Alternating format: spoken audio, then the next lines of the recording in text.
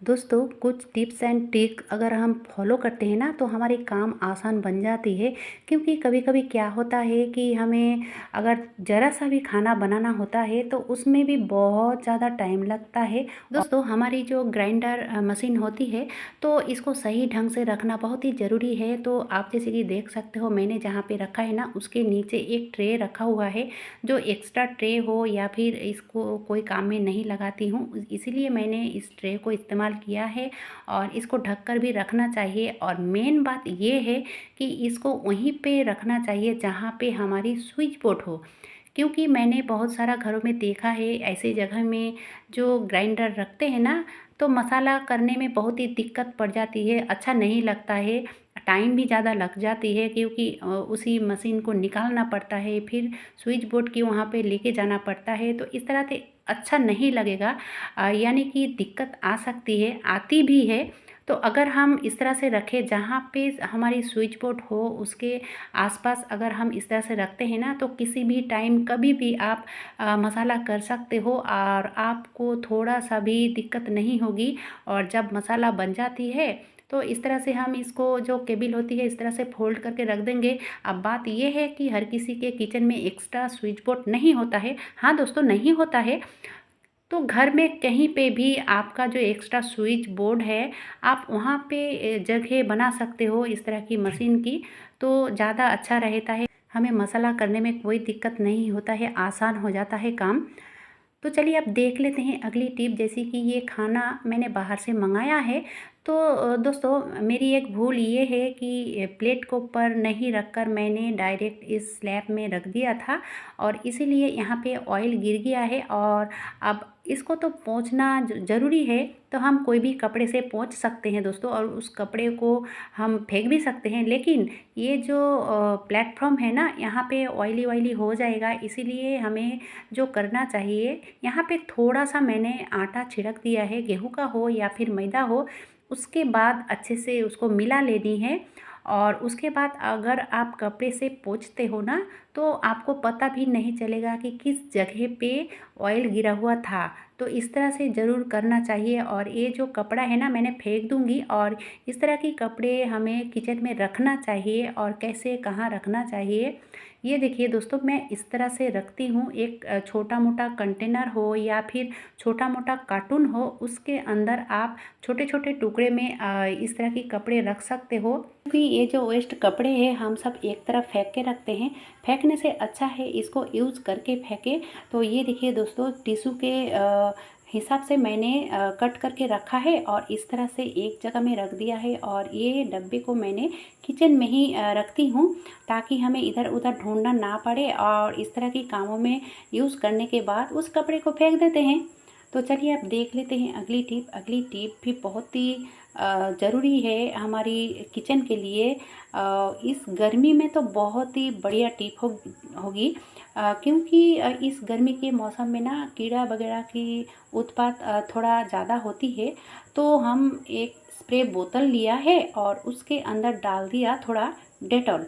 Dettol तो हर किसी के घर में होते हैं और उसके एक स्ट्रॉन्ग जो खुशबू होती है ना, तो वही जो कीड़ा मकोड़ा होता है अच्छा नहीं लगता है।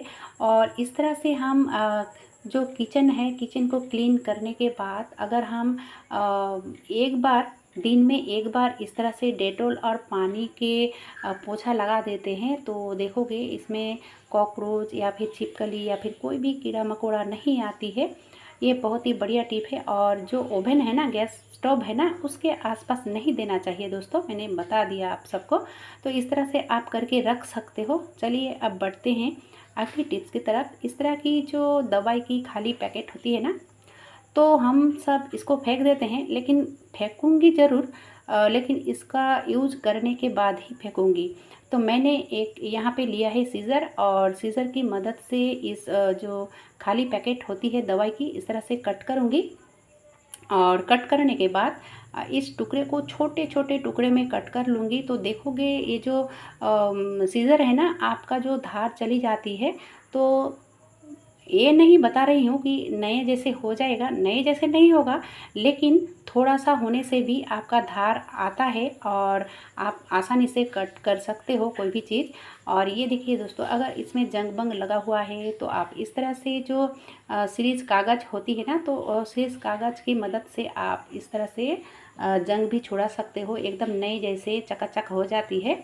ये देखिए, आप ये जो छोटे छोटे टुकड़े हैं ना दवाई की जो छिलके का, तो इसको भी फेंकूंगी नहीं, अभी इसका काम बाकी है। ये जो ग्राइंडर जार है तो इसके अंदर मैंने डाल दिया, और डालने के बाद इसमें और भी कुछ डालूंगी। तो और भी कुछ मतलब किचन में रखा हुआ ये जो नमक हम खाने में इस्तेमाल करते हैं ना, तो उसी को मैंने डालूंगी। तो 2 चम्मच करीब डाल दिया है। अब चलिए इसको 2 मिनट तक घुमा लूँगी। ऐसा करने से कई फ़ायदे मिलेगी। पहले तो जो ब्लेड है ना, इस मिक्सर जार की ब्लेड है वो तेज़ हो जाएगी। और दूसरा क्या है कि जो ब्लेड में गंदगी या फिर बैक्टीरिया जमा हुआ है नमक देने के कारण, वो भी क्लीन हो जाती है। और बहुत ही बढ़िया है, आप करके देखोगे तो समझ में आएगा। क्योंकि जो नमक है वो दरदरा होने के कारण इसकी जो ब्लेड है उसकी धार बहुत ही तेज़ हो जाती है। और वो जो दवाई की जो छिलके हैं तो वो तो बहुत ही तेज़ है। इसके लिए जो अंदर में गंदगी या फिर ब्लेड की धार चली गई है, उसके लिए बहुत ही अच्छा ये टिप्स है।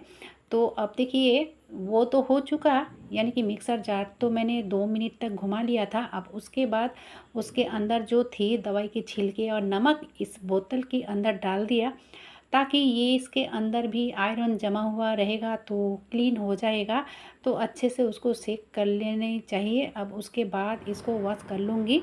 अब यहाँ पे मैं और एक ट्रिक देना चाहूँगी दोस्तों। अगर हम बर्तन वगैरह करते हैं ना, तो इस तरह की छन्नी अगर सिंक में रख देते हैं तो हमारी जो नीचे की पाइप है वो कभी भी जाम नहीं होगी।